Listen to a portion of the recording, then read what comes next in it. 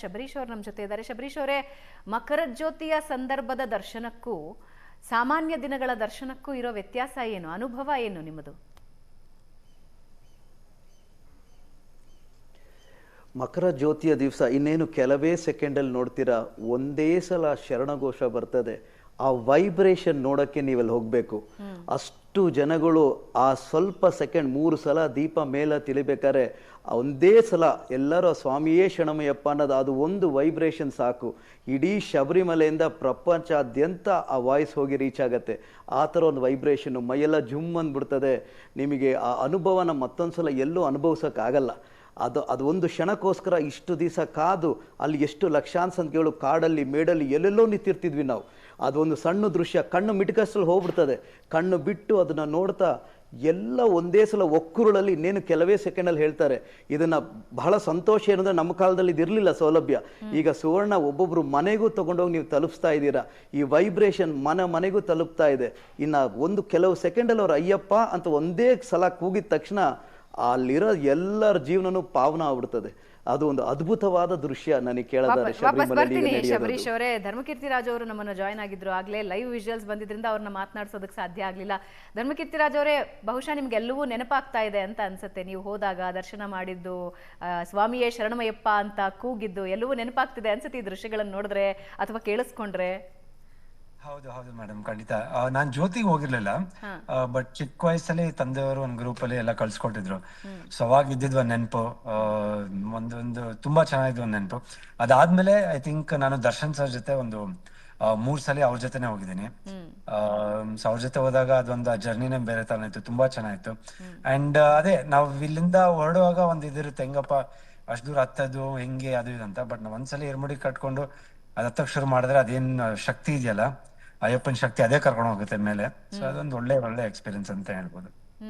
ನಿಮ್ಮ ಅನುಭವ ಅಂದ್ರೆ ಶಬರಿಮಲೆ ಮಾಲಾಧಾರಿಯಾಗಿ ನಿಮ್ಮ ಅನುಭವ ಹೇಗಿದೆ? ಅಂದ್ರೆ ನೀವೊಬ್ಬ ಸ್ಟಾರ್ ಇದ್ದೀರಿ, ಶೂಟಿಂಗ್ ಇರುತ್ತೆ, ಇದೆಲ್ಲದರ ನಡುವೆ ನೇಮನಿಷ್ಠೆಗಳನ್ನ ಅನುಸರಿಸಬೇಕು, ಬರಿಕಾಲಲ್ಲಿ ಓಡಾಡಬೇಕು, ಜೊತೆಗೆ ಅಯ್ಯಪ್ಪನ ದರ್ಶನಕ್ಕೆ ಅಂತ ನಡ್ಕೊಂಡು ಹೋಗಬೇಕು. ಹೆಂಗಿದೆ ನಿಮ್ಮ ಅನುಭವ? ನಿಮ್ಮ ಮತ್ತು ಶಬರಿಮಲೆಯ ಒಡನಾಟ ನಂಟ್ ಹೇಗಿದೆ? ನಾನು ಆಕ್ಚುಲಿ ಇವಾಗ ಇದು ಹಾಕೊಳೋದು, ಮಾಲೆ ಹಾಕೊಳೋದು 1 ವಾರ ಹಾಕೊಂತೀನಿ. ಅದಾದ್ಮೇಲೆ ಮನೆಯಲ್ಲಿ ಅದೇ ಮಣಿ ಪೂಜೆ ಎಲ್ಲ ಹಿಂಗ್ ಯಾವ ತರ ಇರುತ್ತೆ, ನಮ್ ತಾಯಿ ಅದಕ್ಕೆ ತುಂಬಾ ಸಪೋರ್ಟ್ ಮಾಡ್ತಾರೆ. ಪ್ರತಿಯೊಂದು ಊಟದ ವಿಷಯದಲ್ಲಿ ಆಗಿರ್ಬೋದು, ಬಟ್ಟೆ ವಿಷಯದಲ್ಲಿ ಆಗಿರ್ಬೋದು, ಪ್ರತಿಯೊಂದ್ರೂ ಪಾಪ ಮಲಗದ ಚಾಪೆಯಿಂದ ಹಿಡಿದು ಪ್ರತಿಯೊಂದನ್ನು ಅವರೇ ನೋಡ್ಕೊಂತ ಇದ್ದಿದ್ದೆಲ್ಲ.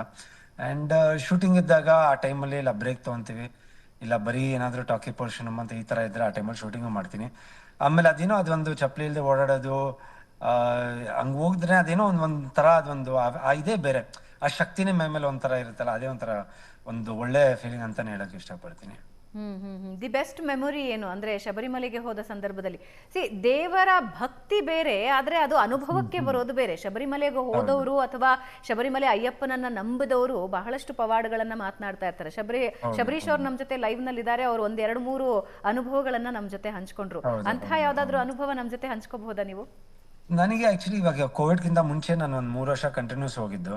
ಸೊ ಆ ಟೈಮಲ್ಲಿ ಎಲ್ಲೋ ಒಂದ್ ಕಡೆ ನಂದು ಕೆರಿಯರ್ ಅಲ್ಲಿ ಎಲ್ಲ ಸಿನಿಮಾಗಳೇನೋ ಹೆಚ್ಚು ಕಮ್ಮಿ ಆಗ್ತಿದೆ, ಯಾಕೇನು ಆಗ್ತಿಲ್ಲ.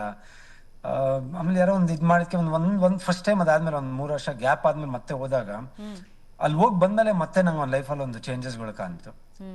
ಎಲ್ಲೋ ಒಂದ್ ಕಡೆ ಅದೊಂದು ಶಕ್ತಿ, ಅದೊಂದ್ ನಂಬಿಕೆ, ಎಲ್ಲೋ ಒಂದು ಇಲ್ಲ ಏನೋ ಒಂದಿದೆ, ಏನೋ ಒಂದ್ ಆಗುತ್ತೆ, ಏನೋ ಒಂದ್ ಒಳ್ಳೇದಾಗುತ್ತೆ. ಆಮೇಲೆ ಬಂದ್ಮೇಲೂ ಅಷ್ಟೇ ಅದೇ ತರ ಒಂದ್ ಒಳ್ಳೊಳ್ಳೆ ಚೇಂಜಸ್ ಆಯ್ತು.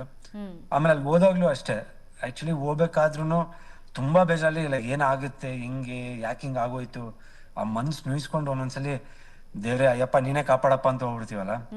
ಸೊ ಹೋಗ್ಬಿಟ್ಟು ಬಂದ್ಮೇಲೆ ನನಗೆ ಆ ಚೇಂಜಸ್ ಕಾಣಿದಾಗ ತುಂಬಾ ಖುಷಿ ಆಯ್ತು. ಅಂಡ್ ತುಂಬಾ ಭಕ್ತಿ ಇದೆ.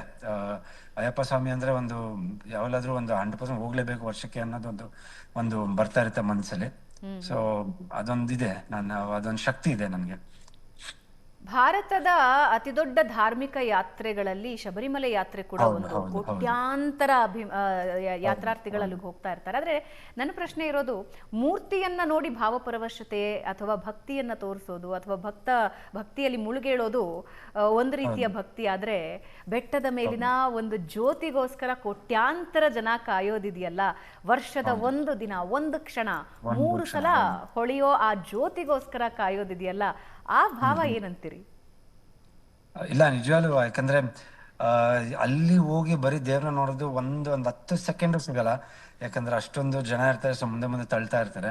ಬಟ್ ಕೆಳಗಿಂದ ಹತ್ಕೊಂಡು ಹೋಗೋದು ಅದೇ ಒಂದು ಎಕ್ಸ್ಪೀರಿಯನ್ಸ್ ಅಲ್ಲಿಗೆ ಹೋಗೋದು.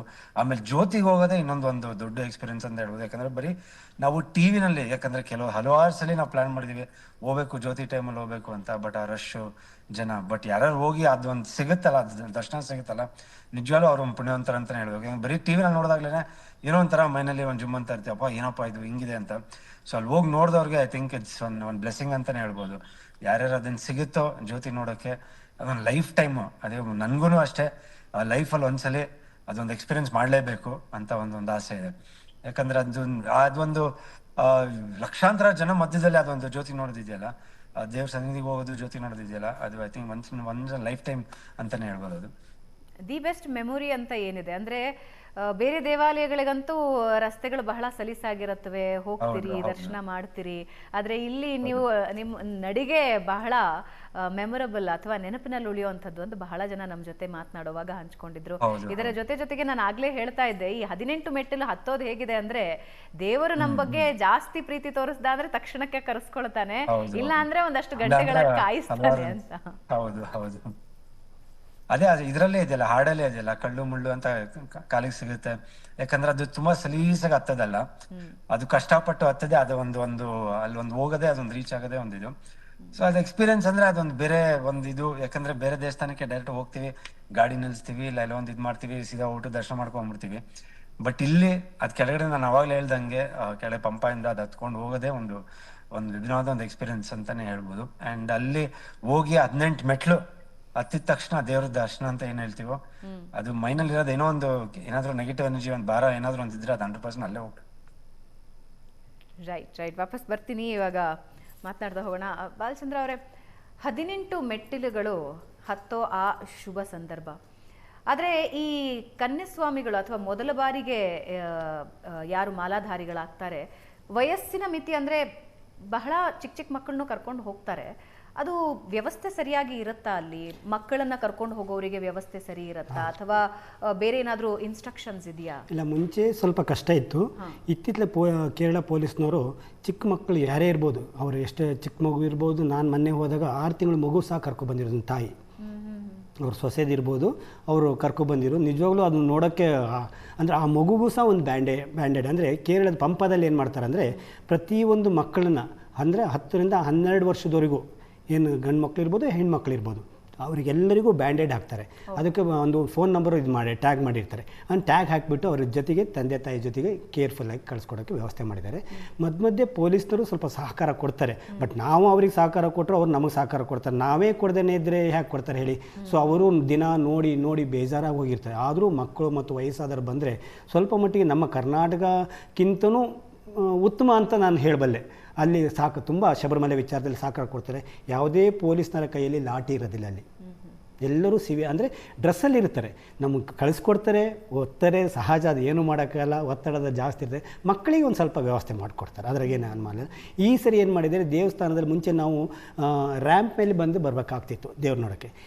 ಈ ವರ್ಷ ಕೇರಳ ಹೈಕೋರ್ಟ್ ಸ್ವಲ್ಪ ಕಟ್ಟುನಿಟ್ಟಿನ ಒಂದು ಇದು ಮಾಡಿದ್ಮೇಲೆ 18 ಮೆಟ್ಲು ಹತ್ತಿದಾಗೆ ಸೀದಾ ಅಂದರೆ ಡೈರೆಕ್ಟಾಗಿ ದರ್ಶನಕ್ಕೆ ಹೋಗ್ಬೋದು, ನೇರ ದರ್ಶನಕ್ಕೆ ಹೋಗ್ಬೋದು.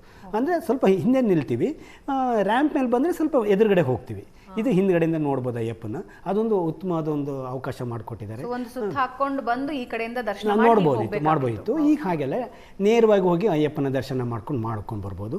ಅದಾದಮೇಲೆ ಸಿವಿಲ್ಲರಿಗೂ ಸಹ ಅಂದರೆ ಪ್ರತ್ಯೇಕವಾದ ಒಂದು ಅವಕಾಶ ಮಾಡಿಕೊಟ್ಟಿದ್ದಾರೆ. ನಾವು ಇರುಮುಡಿ ಆದಮೇಲೂ ಪುನಃ ಮತ್ತೊಂದು ಸರಿ ನೋಡೋಣ ಅನ್ನೋ ಒಂದು ಮನೋಭಾವನೆ ಇರುತ್ತೆ. ಸೊ ಆವಾಗಲೂ ಸಹ ನಾವು ಸಿವಿಲ್ ದರ್ಶನದಲ್ಲಿ ಹೋಗಬೇಕಾಗುತ್ತೆ, ಮತ್ತೆ ಮೆಟ್ಲು ಹತ್ತಕ್ಕಲ್ಲ. ಯಾಕಂದರೆ ಇರುಮುಡಿ ಇದ್ರೆ ಮಾತ್ರ 18 ಮೆಟ್ಲು ಹತ್ತಲಿಕ್ಕೆ ಅವಕಾಶ ಇರುತ್ತೆ, ಇಲ್ಲ ಅಂದರೆ ಅವಕಾಶ ಇರೋದಿಲ್ಲ.